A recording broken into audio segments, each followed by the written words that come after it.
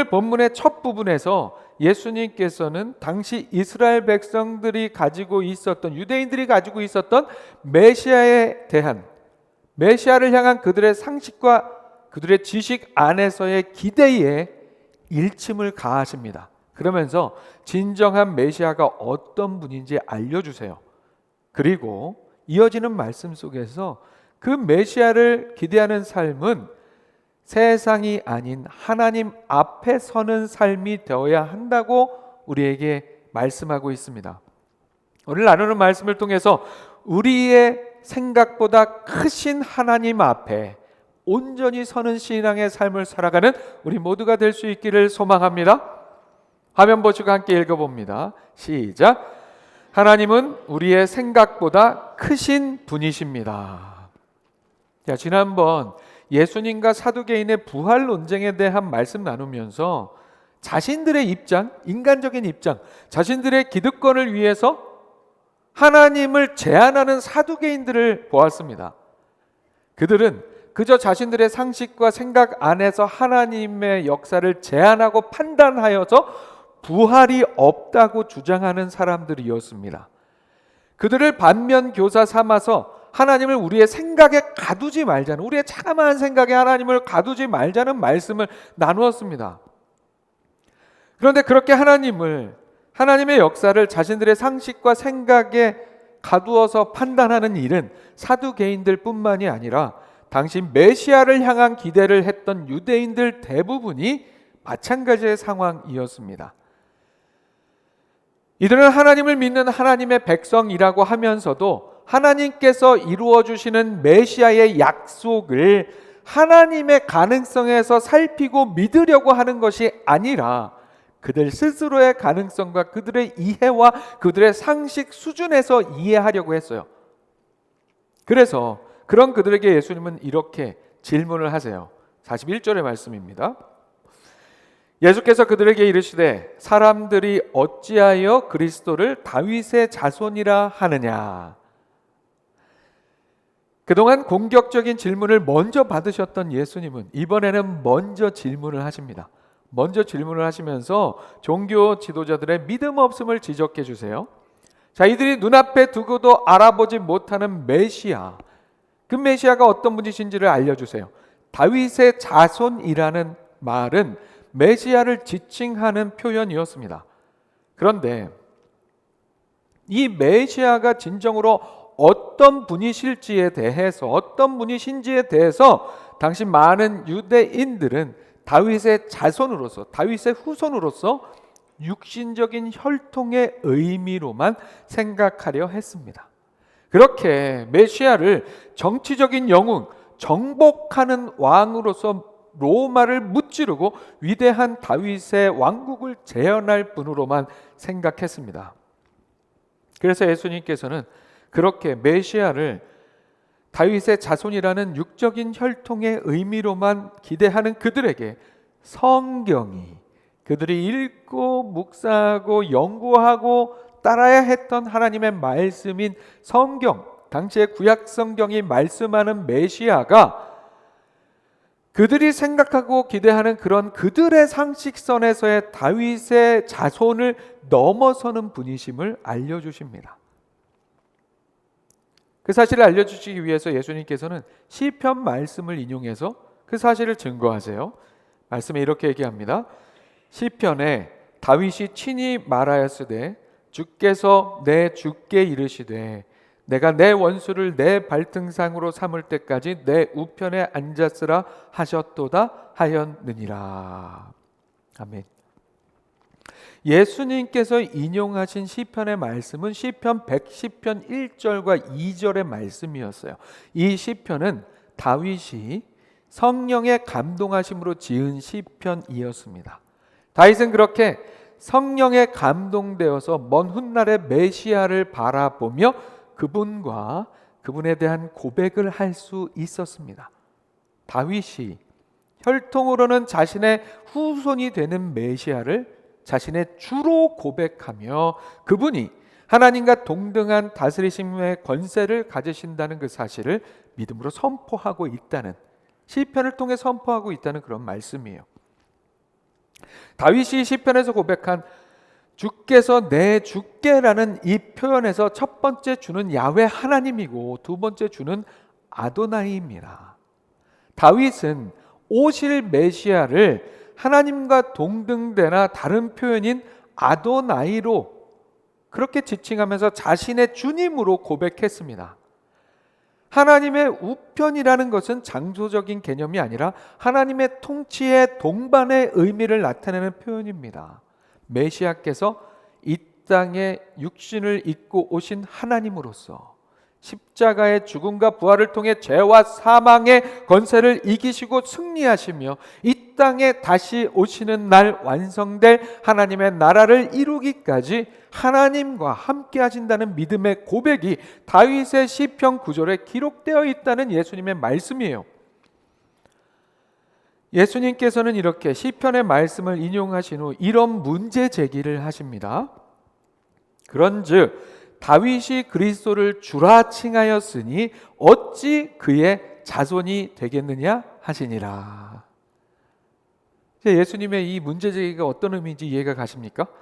예수님께서는 오실 메시아를, 유대인들이 기대하고 있었던 메시아, 이미 오신 예수님이죠. 메시아를 단지 다윗의 자손으로만 생각하고 기대했던 그 유대인들에게 다윗의 자손으로 오시는 메시아가 또한 다윗의 주로서 단순한 인간이 아닌 신성을 지닌 분이시라는 사실을 이 문제 제기를 통해서 반어적으로 알려주고 계십니다.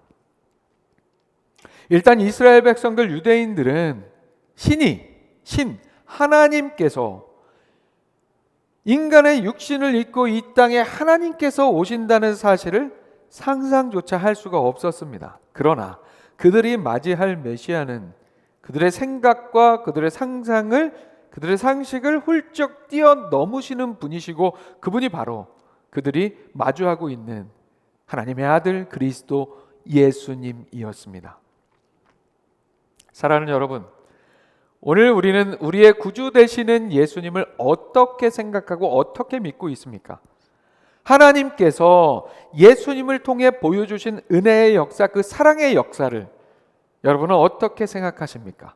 말씀에서 여러 번 들었으니까 그냥 쉽게 생각하십니까?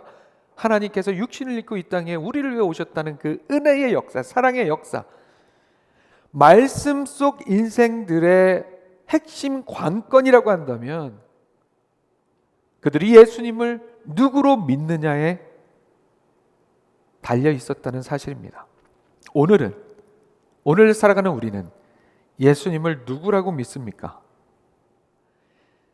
신이 인간의 육신을 입고 하나님께서 인간의 육신을 입고 인간을 위해 죽기 위해 이 땅에 온다는 사실 자체가, 그 사실 자체가 우리의 인식 안에서 다 이해할 수 없는 일입니다. 그런 신비한 일이에요. 하지만 하나님의 말씀은 이미 그러한 우리의 인식을 넘어서는 하나님의 역사를 이해가 아닌 믿음으로 받아들이고 바라볼 수 있도록 메시아에 대해서 하나님의 말씀은 이미 증거하고 있어요. 그러나 당시 유대인들은 말씀도 메시아에 대한 기대도 자신들의 이해와 자신들의 상식과 자신들의 지식 안에서 받아들이려고 하니 답을 찾지 못하고 있었습니다. 사랑하는 여러분, 오늘 예수님께서 말씀해 주신 메시아의 이야기를 통해서, 이 말씀을 통해서 하나님이 언제나 우리의 생각보다 크신 분이시라는 사실을 잊지 않기를 축복합니다. 그래서 그분 의지하여서 승리하는 삶을 살아가는 우리 모두가 될 수 있기를 소망합니다. 다시 한번 화면 보고 함께 읽어보겠습니다. 시작. 사람들 앞이 아닌 크신 하나님 앞에 서는 삶이 됩시다. 자, 이어지는 본문의 말씀은 당시 완전히 대비되는 두 종류의 인생의 모습을 통해서 오늘 우리의 삶이, 우리 생각보다 항상 크신 하나님을 믿고 살아가는 우리의 삶이 어떠한 삶이 되어야 하는지를 우리에게 알려줍니다. 하나는 세상 사람들 앞에 서려고 하는 삶이고 하나는 하나님 앞에 서 있는 삶이었습니다. 예수님께서 언급하시는 첫 번째 종류의 인생은 당시 종교 지도자들, 특별히 바리새파의 모습을 여실히 보여주는 서기관들의 모습이었습니다. 예수님은 오늘 본문에서 서기관들의 삶의 모습을 탄식하시며 그들의 삶을 경계하라고 모든 백성이 듣는 자리에서 제자들에게 말씀하셨습니다. 말씀에 이렇게 기록되어 있죠. 긴 옷을 입고 다니는 것을 원하며 시장에서 문안받는 것과 회당의 높은 자리와 잔치 윗자리를 좋아하는 서기관들을 삼가라. 그들은 과부의 가산을 삼키며 외식으로 길게 기도하니 그들이 더 엄중한 심판을 받으리라 하시니라. 진정한 메시아를 믿음으로 바라보지 못하고 자신들의 제한된 상식과 지식, 그 틀에서만 메시아를 기대했던 당시 바리새인들을 필두로 하는 종교 지도자들은 그래서 진정한 하나님 나라의 가치를 바라보지 못하고 이 땅의 가치에만 중심을 두는 삶을 살았습니다. 그래서 자신들의 지위로 누리는 이 땅에서의 특혜, 기득권, 그런 것들만 소중히 여겼습니다. 긴 옷을 입고 다닌다는 것은 서기관들이 세마포로 된 통옷에 땅에까지 닿는 긴 두루마리를 입고 다니면서 자신들의 경건함을 자랑하려는 모습을 의미합니다. 이들은 긴 옷에 율법의 말씀을 담은 띠를 크게 만들어서 거기에 붙이고 옷에 술도 길게 늘어뜨려서 자신들의 경건함을 사람들에게 보여서 외적으로 과시하려고 했습니다. 이러한 일들은 당시 종교 지도자들의 허영심을 드러내는 일이었습니다. 또한 이 종교 지도자들은 어디에서든 자신이 상석에 앉아서 특별 대우를 받는 것을 좋아했습니다. 당시 종교 지도자들은 이렇게 세상적인 의미에 있어 보이는 것들에만 가치를 두는, 중요성을 두는 그런 사람들이었어요. 그뿐만이 아니었어요. 이들은 종교적 권위를 이용해서, 종교적 권위가 있으니까 다른 누구를 의지할 수 없었던 사회적인 약자였던 과부들이 자신들을 의지하여 자신들이 신뢰해서 자신들에게 부탁하고 관리를 맡겼던 과부의 재산도 다 속여서 사기쳐서 가로채는 사람들이었어요. 그뿐만이 아니에요. 신앙의 이야기 속에서도 기도하는 것도 하나님께 온전히 드리는 기도가 아니라 사람들에게 드러내기 위해서 길게 기도하는, 드러내기 위해서 기도하는 사람들이었습니다. 예수님께서는 이렇게 외형적으로만 드러내려고 하는 서기관들의 가식, 자랑, 허영, 거짓, 외식을 경계하라고, 조심하라고 말씀하십니다. 이들은 스스로 그렇게 자신들이 경건하고 의로운 사람들이라고 자랑했지만 이들이 맞이할 것은 하나님의 칭찬이 아닌 엄중한 심판, 일반 백성들이 받게 될 심판보다도 지도자들이었기 때문에 더욱더 엄중한 심판, 그것이 그들 앞에 놓여 있었습니다. 사랑하는 여러분, 오늘 우리의 인생의 모습은 어떻습니까? 오늘 우리의 인생의 모습, 무언가 그렇게 얻으려고만, 받으려고만, 소유하려고만 하는 그런 인생이 혹시 우리의 인생은 아닙니까? 예수 그리스도를 통해 하나님을 섬기는 신앙의 삶을 산다고는 하면서 그렇게 신앙생활의 이유가 그게 명예가 되었던 무엇이 되었던, 물질적인 되었던 무엇이 되었던, 내가 무언가 받고 내가 소유하고 내가 얻으려고만 하는 것은 아닌지 겸손하게 돌아보는 우리가 될 수 있기를 소망합니다. 우리는 그런 삶이 되어서는 안 됩니다. 우리 안에 예수 그리스도가 계시는 삶으로, 우리가 하나님 앞에 서는 삶으로, 말씀 앞에 온전히 서는 삶으로 나아갈 수 있어야 합니다. 우리가 그렇게 주님 앞에 서는 삶을 살 때에 우리는 예수님의 은혜와 사랑이 우리 안에 넘쳐서 내가 뭔가 막 이미 넘치고 있는데요, 내가 뭔가 막 얻고 받고 소유해서 막 채워넣으려고 하는 삶이 아니라 우리의 이웃에게도, 우리 하나님께도 뭐라도 하나 더 꺼내서 드리고 싶은, 뭐라도 하나 더 못 드려서 아쉬운 그런 삶이 될 수 있습니다. 그리고 그런 삶이 진정으로 가치 있고 행복한 삶입니다. 그런 삶을 살아가는 오늘 말씀 속에 두 번째 종류의 인생이 말씀에 이어져요. 하나님 앞에 선 삶을 살았던 한 여인의 이야기입니다. 말씀에 이렇게 얘기하죠. 21장 1절과 2절입니다. 예수께서 눈을 들어 부자들이 헌금함에 헌금 넣는 것을 보시고 또 어떤 가난한 과부가 2렙돈 넣는 것을 보시고. 자, 서기관들의 잘못된 삶의 모습을 경계하라고 말씀하신 예수님은 이번에는 경계할 인생이 아니라 우리가 본받아야 할 칭찬을 아끼지 않으실 삶을 목격합니다. 예수님께서는 성전에서 부자들이 헌금함에 헌금하는 것을 유심히 살펴보셨어요. 부자들은 보란듯이 우쭐거리며 상당한 액수의 헌금을 헌금함에 넣었습니다.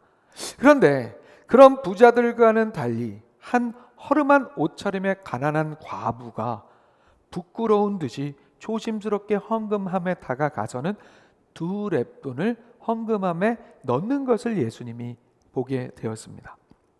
렙돈은 당시 헬라의 화폐 단위였어요. 이스라엘에서 통용하던 가장 소액의 동전이었습니다. 가장 작은 단위의 동전이었어요.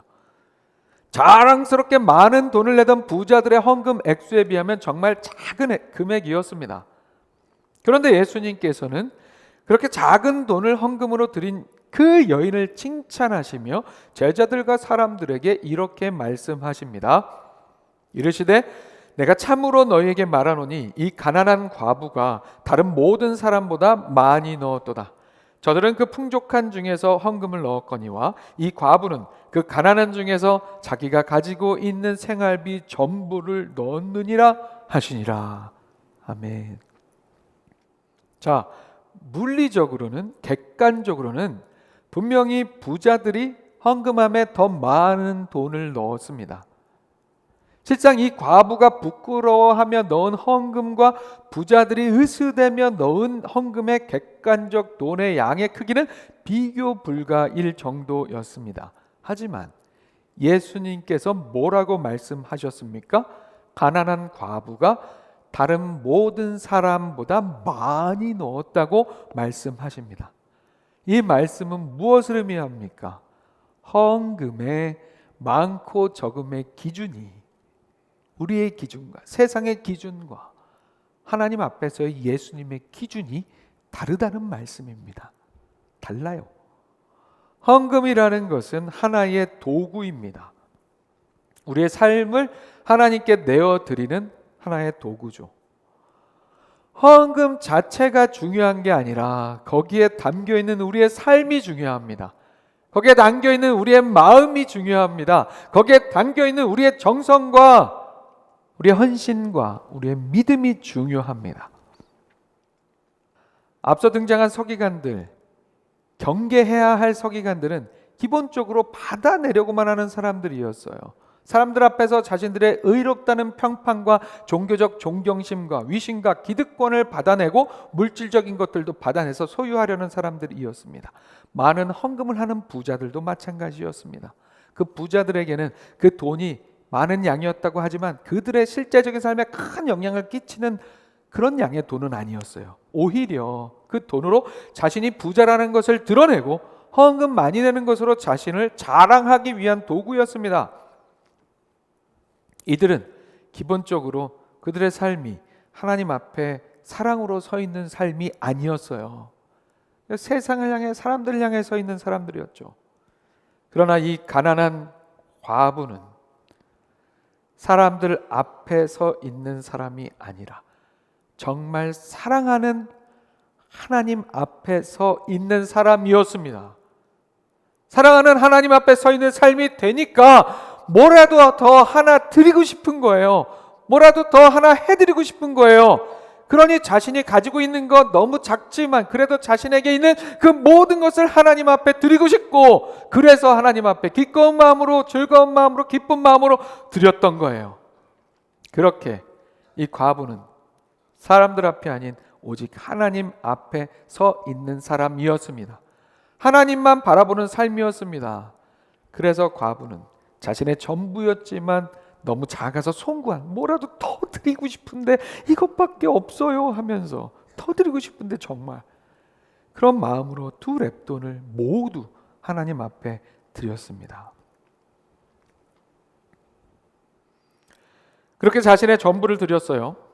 하지만 여러분, 과부의 2렙돈의 의미는, 그 가치는 그게 그녀의 전부였다라는 의미에서 그치지 않아요.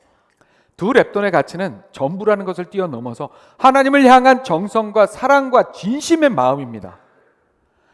가진 걸 우리가 다 드려도 거기에 사랑과 정성과 믿음과 마음이 담겨져 있지 않으면 말짱 헛거예요.